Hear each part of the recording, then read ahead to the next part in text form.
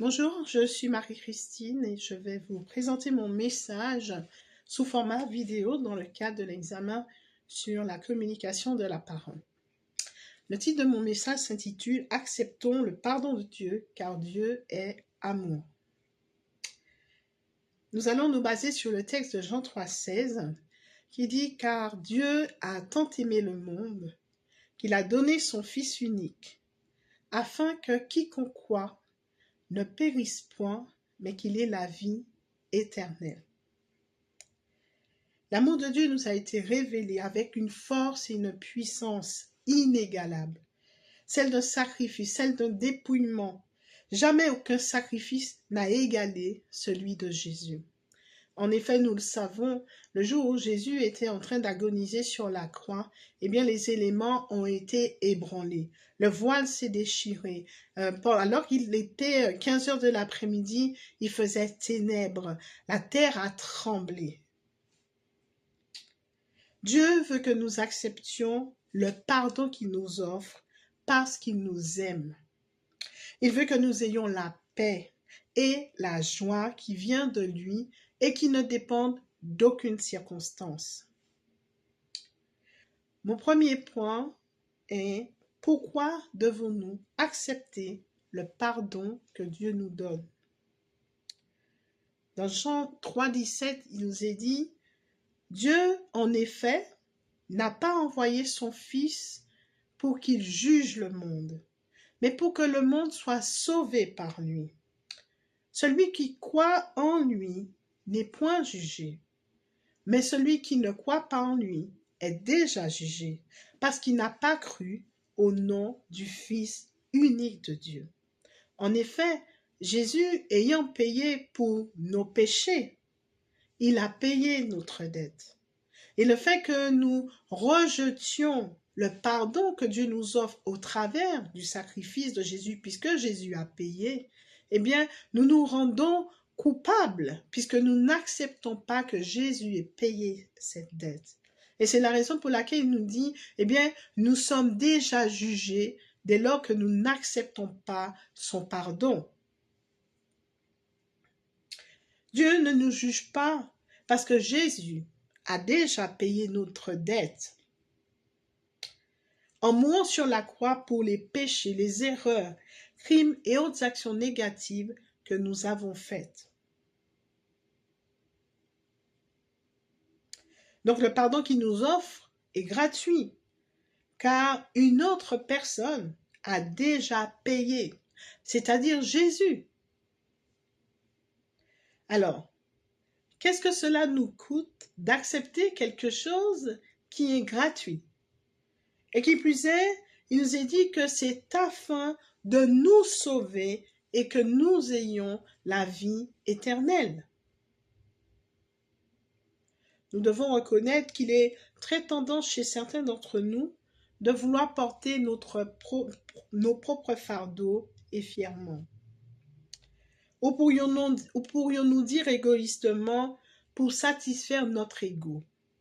Et cela a très longtemps été mon cas, car mon éducation assez stricte m'a conduit à être responsable dès l'adolescence, ce qui n'est pas une mauvaise chose en soi. Toutefois, j'ai dû apprendre à laisser certains fardeaux trop lourds pour moi au pied de la croix de Jésus, qui m'invitait à les lui laisser, car ces fardeaux m'aveuglaient, m'alourdissaient et m'empêchaient d'avancer. Parce que Christ à la croix a porté tous nos péchés, nos erreurs, tous nos fardeaux, nos maladies, nos solitudes et tout ce que nous ne sommes pas capables de porter. Mon deuxième point, il veut que nous ayons sa paix et sa joie. Dans Isaïe 53, verset 5, il nous est dit « Mais il était blessé pour nos péchés, brisé pour nos iniquités. Le châtiment qui nous donne la paix est tombé sur lui, et c'est par ses meurtrissures que nous sommes guéris. » Non seulement il veut que nous acceptions le pardon qu'il nous offre, mais aussi la paix et la joie qui en découlent.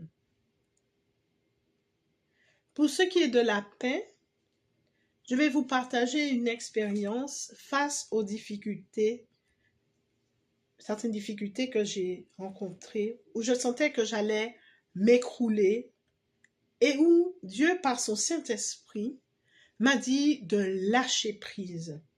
En effet, la lourdeur de ces fardeaux, mon impuissance face à ces fardeaux, eh bien, m'ébranlait. Je ne savais plus quoi faire. Mais là, Dieu est venu à ma rencontre dans ces situations et m'a invité à lâcher. Et c'est ce que j'ai fait. Et lorsque j'ai fait confiance à Dieu et que j'ai tout lâché et abandonné entre ses mains, j'ai retrouvé ma légèreté au point d'oublier l'existence de ces difficultés. Dieu ne nous a pas créés pour que nous soyons malheureux. Dans toute la Bible, il est fait mention de paix. Et Jésus parlait tout le temps de paix. Il ne cessait de proclamer la paix. Parce qu'en effet, la Bible nous dit qu'il est le prince de paix. La naissance de Jésus même est annoncée comme un sujet de joie et d'allégresse dans Luc 1, verset 14. Il sera pour toi un sujet de joie et d'allégresse, et plusieurs se réjouiront de sa naissance. Et Jean 14, verset 27 nous dit, « Je vous laisse la paix, je vous donne ma paix. Je ne vous donne pas comme le monde donne, que votre cœur ne se trouble point et ne s'alarme point. » Face à nos épreuves, Jésus nous promet la joie. Dans Luc 6, 21, il dit, « Heureux vous qui avez faim maintenant, car vous serez rassasiés. Heureux vous qui pleurez maintenant, car vous serez dans la joie. » Jésus nous dit dans Jean 15, 11, « Je vous ai dit ces choses, afin que ma joie soit en vous, et que votre joie soit parfaite. » Il nous fait cette promesse dans Jean 16, 22. « Vous donc aussi, vous êtes maintenant dans la tristesse, mais je vous reverrai, et votre cœur se réjouira, et nul ne vous ravira votre joie. » Alors, si tu veux la paix, accepte la paix que Dieu veut te donner au travers de Jésus. Lâche prise sur ce qui te dépasse.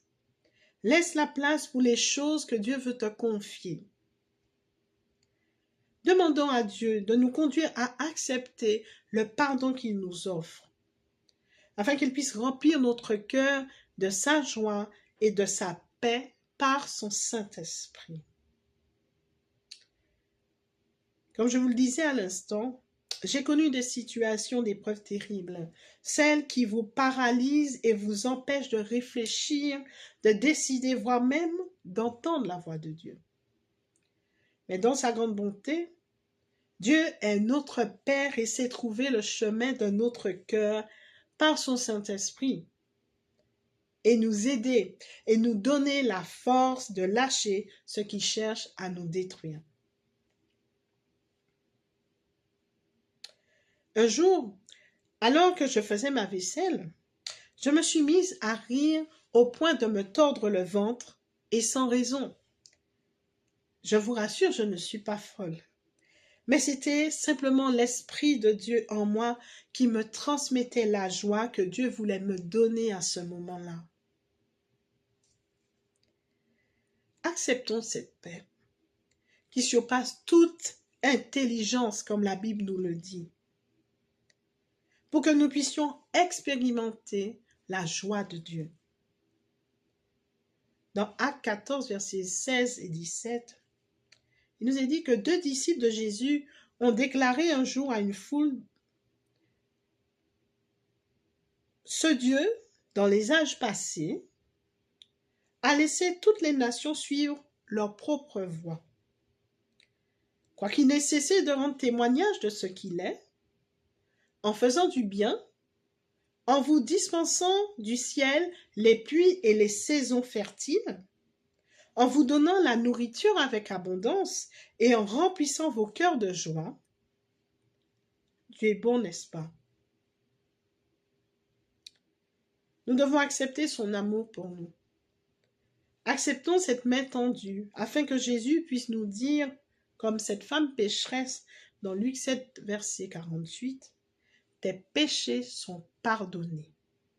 Ta foi t'a sauvé. Va en paix. » Je vous laisse cet encouragement dans Romains 15, 13.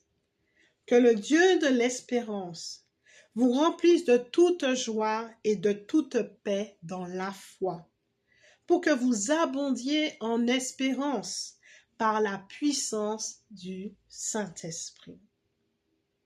Amen. Je vous remercie.